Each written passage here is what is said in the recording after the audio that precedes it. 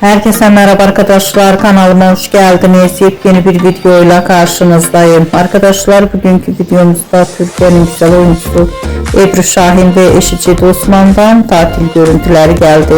Ben de bu görüntüleri sizler için YouTube kanalımda video halinde sunuyorum arkadaşlar.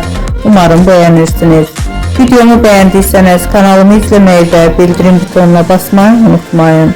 Şimdilik benden bu kadar olsun. Yeni videomuzda görüşmek üzere. Hoşça kalın.